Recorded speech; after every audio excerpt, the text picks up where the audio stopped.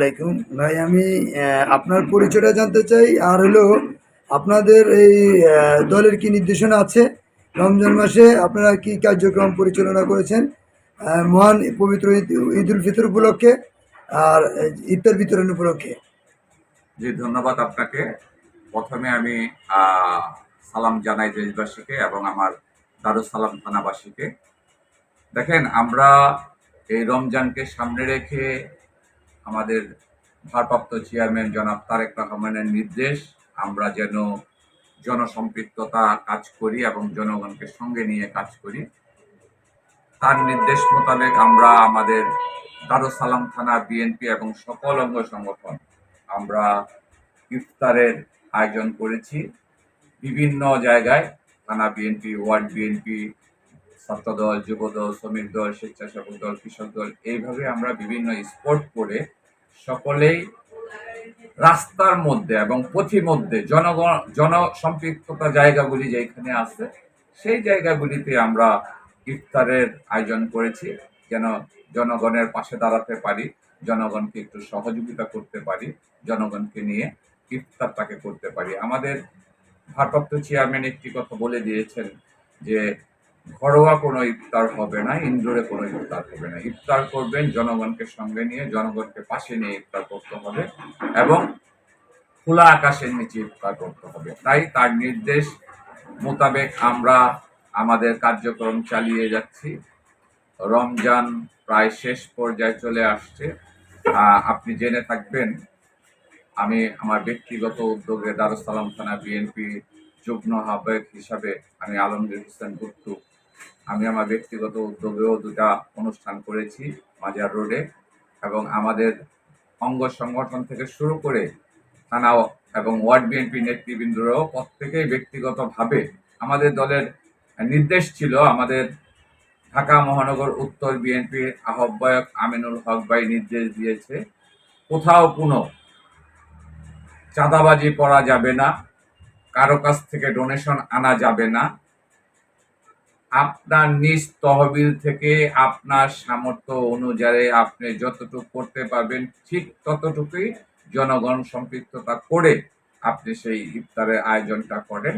আমরা আমাদের থানা বিএনপি থেকে আমাদের যারা অঙ্গ সংগঠন আছে এবং ওয়ার্ড বিএনপি আছে সকলকে আমরা এই মেসেজটাকে পৌঁছে দিয়েছি এবং সেইভাবে এই কার্যক্রমগুলি হয়েছে। আমাদের কার্যক্রম ছিল অত্যন্ত সুন্দর এবং সুশৃঙ্খল।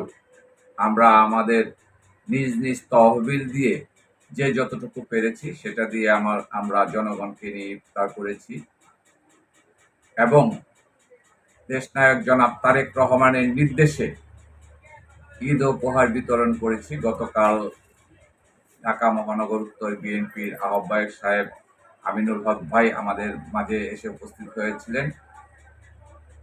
তার মাধ্যমে আমরা ঈদ উপহার সামগ্রী আমাদের দুস্থ কর্মীদের মাঝে এবং এলাকার দুস্থ গরিবদের মাঝে আমরা বিতরণ করেছি। অত্যন্ত সুশৃঙ্খল এবং সুন্দরভাবে আমরা অনুষ্ঠানগুলি পালন করার চেষ্টা করি এবং আমি আমার নিজ উদ্যোগে আজকে আমার সাথে যারা আন্দোলন সংগ্রামে ভূমিকা রেখেছে, রাজপথে ছিল, জেল জুলুমে অতিষ্ঠ ছিল, স্বৈরা শাসক শেখ হাসিনার অত্যাচার অনাচারে যারা এলাকায় বসবাস করতে পারে নাই, মামলা নির্যাতন জেল জুলুম নিয়ে যারা থেকেছে, যারা আন্দোলন সংগ্রাম করেছে, তাদের জন্য আমার ক্ষুদ্র কিছু উপহার আজকে আমি রেখেছি। তাদের জন্য এই উপহারগুলি আমি তাদেরকে দিতে পারলে আমি নিজেকে ধন্য মনে করব। আশা তো অনেক বড় থাকে, অনেক কিছু করার ইচ্ছা জাগে, আসলে সামর্থ্যের বাহিরে কোনো কিছুই করা সম্ভব না। আমাদের ভারপ্রাপ্ত চেয়ারম্যানের নির্দেশ, কোথাও কোনো রকম কোনো অন্যায় কাজের সাথে সম্পৃক্ততা হলে তাকে দলের কোনো প্রয়োজন নাই। তো আপনি জেনে থাকবেন, ব্যক্তির চেয়ে দল বড়, দলের চেয়ে দেশ বড়। তাই আমাদের দলের যে নির্দেশ যখন আসবে সেই নির্দেশ মোতাবেকই আমরা কাজ করব। দলের জন্য কাজ করতে চাই, জনগণকে সম্পৃক্ততা রেখে কাজ করতে চাই। দল যখন যেই নির্দেশ দিবে সেই নির্দেশেই কাজ করব। দল যখন যেটা ভালো মনে করবে সেই সিদ্ধান্তকে গ্রহণ করব। আর আপনি আরেকটা বিষয়ে জানবেন, আমাদের ভারপ্রাপ্ত চেয়ারম্যান জনাব তারেক রহমান ৩১ দফা রাষ্ট্র কাঠামো 2023-এ ঘোষণা করেছেন। এই ৩১ দফা রাষ্ট্র কাঠামো নিয়ে আমরা কাজ করছি।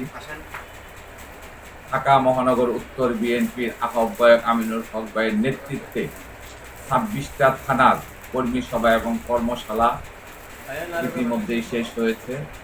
অত্যন্ত সুন্দর এবং সুশৃঙ্খলভাবে সেই কর্মশালাগুলি আমাদের ঢাকা মহানগর উত্তর বিএনপির আহ্বায়ক আমিনুল হক ভাই শেষ করেছেন এবং তিনি আমাদেরকে নির্দেশ দিয়েছেন আগামীতে যেই কোনো আন্দোলন সংগ্রামে আমরা তার পাশে আছি, তার পাশে থাকব এবং জনসম্পৃক্ততা যত কাজ আছে সেটা আমরা সুন্দরভাবে সকলকে নিয়ে।